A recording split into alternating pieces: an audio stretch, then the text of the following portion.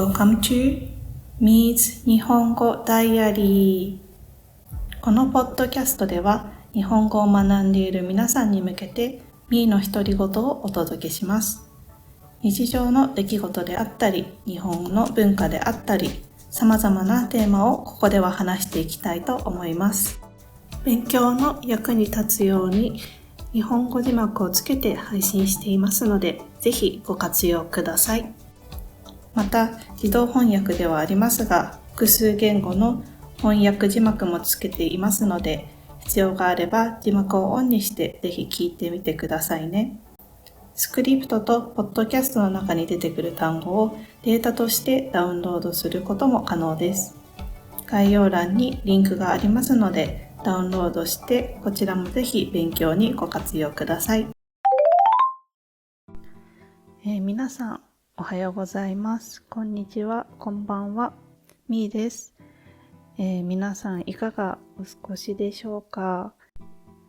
私はと言いますと、この収録をしている3日前が私の誕生日だったんですけれども、友達と誕生日を一緒にお祝いし、あとは一人でもスパに行ってきたりと、とても充実した誕生日になりました。で、最初の自己紹介の回に、特に今の自分の年齢は言ってなかったんですけれども、この前の誕生日で29歳になりました。結構周りからは最後の20代だねとか言われたりもしたんですけれども、で確かに20歳が終わってしまうのは少し、複雑な気持ちではありますが、あまり年齢にとらわれすぎず、自分のやりたいことに挑戦したりですとか、人生を楽しんでいけたらなと思っています。結構日本ってその年齢に対して厳しいような気がして、例えばなんですけれども、アラサー、アラフォーとか聞いたことありますでしょうか。アラサーはアラウンド30の略で、要は30歳前後の人のことを指します。で、40歳前後の人を言うときはアラフォー、そして50歳前後の人はアラフィフという言葉があります。その上には、アラウンド還暦の略のアラカンというものがあって、60歳前後の人を表す言葉もあります。60歳の上があるかちょっとわからないんですけれども、アラサー、アラフォーあたりはよく聞きますね。で、こういった言葉がある時点で結構日本の人って年齢に敏感なのかなというふうにちょっと感じます。でも私もそうですし、周りの友人ともよく話しますけれども、年を重ねるっていうことを悲観的に感じないで、またどんどん新しい経験を積んでいけるというポジティブな気持ちでこれからも過ごしていけたらなと思っています。そんなこんなで本題に移りたいんですけれども、今回のエピソード3では、前回は日本に一時帰国した際に行った場所だったり楽しかった場所を話したんですけれども、今回は日本に久しぶりに帰って感じた日本だなぁと思った瞬間について話していきたいと思います。今回日本に帰って一番感じたのがお辞儀をする文化です。私は日本に帰った時に無意識にすごい自分がお辞儀していることに気がついて、ドイツだとあまりね、挨拶する時にお辞儀する機会が全くないです。が、日本に帰った時にすっごい無意識にお辞儀している自分に気づいて、例えば例を挙げたいんですけれども、どこかで買い物をした時にお会計をした後、その店員さんに対してお辞儀をして帰っていったりですとか、あとバスに乗った時にバスの運転手さんに対してありがとうございますという代わりにお辞儀をして降りるっていうことも自分はしていることに気づきました。他にも例えば近所の人にすれ違った時にお辞儀をするですとか、本当にいろんな場面でありがとうございますとか、あとこんにちはとかいう代わりにとりあえずお辞儀をするっていうのが結構日本人の間ではあるあるな気がします。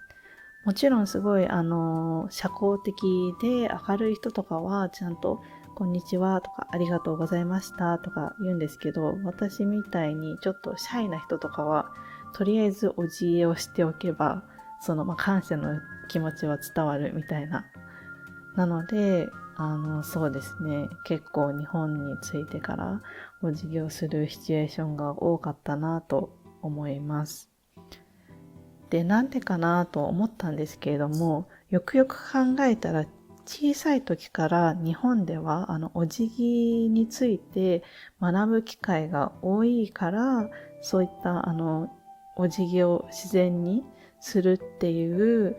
ことが身につくのかなと思いました。実際に私が小学校にいた時にそのお辞儀っていうのは挨拶とか礼儀として非常に大切なものだというのを学びました。授業の始まりと終わりには必ず先生に対して気をつけ礼っていう挨拶に合わせて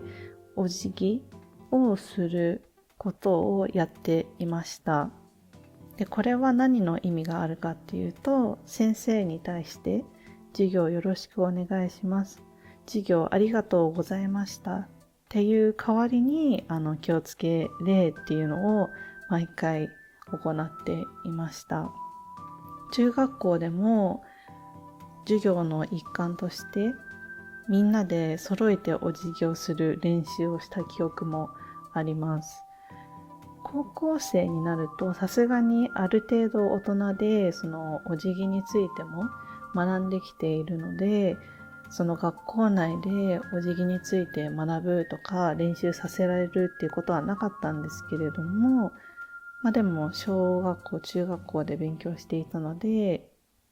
慣れてはいましたし、言われたらすぐできたと思います。で、中学校を卒業してからはあんまりそのお辞儀の練習とかしないんですけれども、その後また学ぶ機会がありました。それが、大学を卒業して仕事に就いてから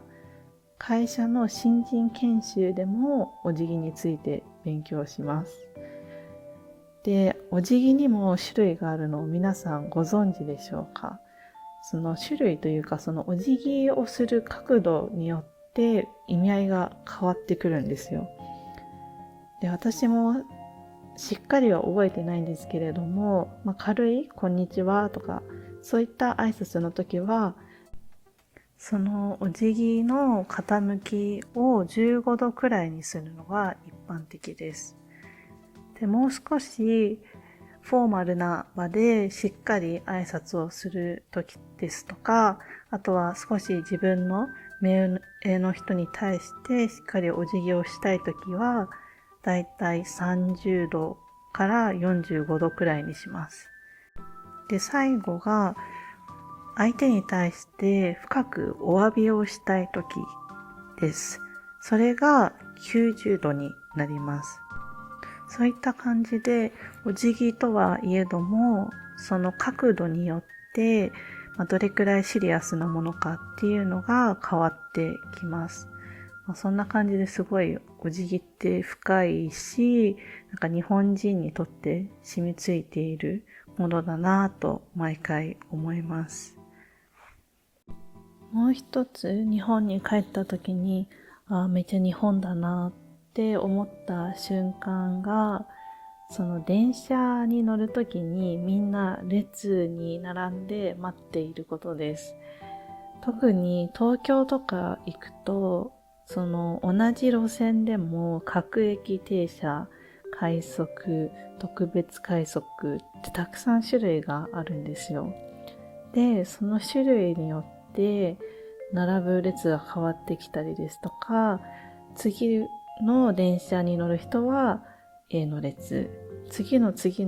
電車に乗る人は B の列に並ぶみたいな感じで、すごい複雑な列を作る文化があるんですよ。で、慣れていればすぐに並べるんですけれども、日本帰った時って結構普段行かない場所に行くことも多いんですよね。で、その時に普段乗らない路線に乗ると、正直どこに並べばいいかわからないっていうことが発生します。でも、整列して並ぶことによって、スムーズに電車に乗ることもできますし、日本人らしいなって思います。最近は結構どこの列に並ぶかっていうのは、わかりやすく表示はされてると思うんですけれども、もし日本に旅行に行って、どこに並べばいいのかわからなかったとしても、日本人にとっても同じです。普段乗ってる人はわかるんですけれども、乗ってなければ、日本人でもわからないので、もう全然安心してください。私はそれを言いたいです。そんな感じですかね。あと、日本に帰って、日本だなぁと思ったのは、車内が綺麗だとか、新幹線が早いとか、電車関連が多い気がします。ちょっとそこら辺も話すと話が長くなってしまいそうなので、今日はこれくらいで終わりにしようかなと思います。で、今は結構私が話したいテーマを話してはいるんですけれども、ぜひ皆さん、私に話してほしいテーマであったりとか、単純に日本についてとか、質問があったら、ぜひ、YouTube のコメント欄であったり、あとは、お問い合わせフォームの URL も、コメント欄に書いておくので、ぜひ皆さんからも送っていただけたらなと思います。本日も最後までお聞きくださりありがとうございました。ではまた次回お会いしましょう。またねー。